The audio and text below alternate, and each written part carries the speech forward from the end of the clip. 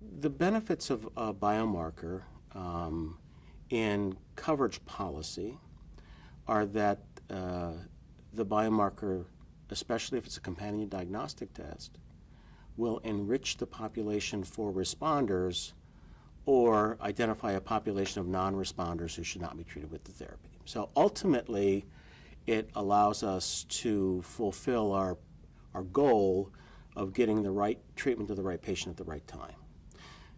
So it's fair to say that payers love biomarkers. I love biomarkers. But the challenge in immunotherapy has been that we really haven't gotten a good biomarker. I mean, we could talk more about exactly what exists right now, but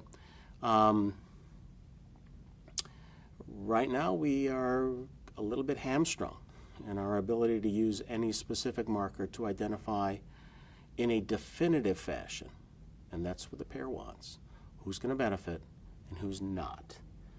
When we have such a marker, it's virtually certain that we will require it before utilizing the therapy. And I think most oncologists understand the rationale behind the perspective of the payer that biomarkers, when they really do help identify responders and non-responders, are really in the best interest of everybody in the care spectrum. So both response and non-response are really important outcomes identified by biomarkers. And the ability to use a biomarker to identify a population that's not likely to respond is critical. And I think you can think of why a payer would think that under three major categories. So number one, of course, is the financial cost of a therapy that's not likely to work. Futile therapy. Nobody wants futile therapy. Number two is the cost of toxicity. And certainly no one wants to give a patient a toxic agent that's not likely to benefit.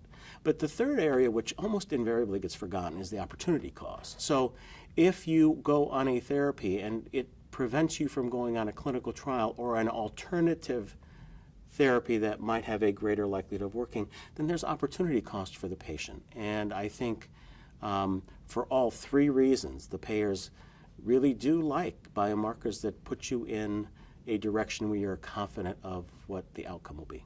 So until just a short while ago, we really didn't even think in terms of the distinction between a complementary and companion diagnostic. We lived in a world that was largely dictated by companion diagnostics. Now, the attractiveness of companion diagnostic is that the value of the biomarker is linked to the FDA approval of the drug. They are co-developed, and so there's a high degree of confidence that the results of a specific test will help you make some decisions about therapy. The whole complementary idea, I think, has created a tremendous amount of confusion because it's kind of like saying, we sort of think this is going to help you make a decision. And from a policy perspective, that's not very helpful for a health plan. Health plans live in largely binary worlds, and so they want to be able to say, oh, you know, if you have the marker, it's really a good thing for you to be treated this way. Not, it's kind of a good idea and you should at least consider it. So the complementary thing has just confused the universe as far as I'm concerned. For many, many, many things we do in oncology, we don't have biomarkers. And the traditional approach to coverage policy is to have coverage policy reflect FDA approval or NCCN compendia, guideline approval.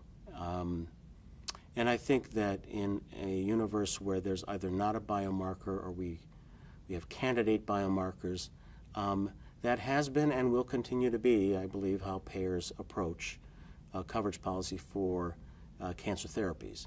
Part of that is law. Part of that is the regulations that are mandated by states. So, and then I guess part of it is sort of kind of, it's just been that way forever, right? It's CMS has taken that tack and commercial payers have followed it. So I think we are now in immunotherapy, for example, in a space where we are largely governed by FDA approval and NCCN guidance. But I am forever hopeful that we will get a biomarker.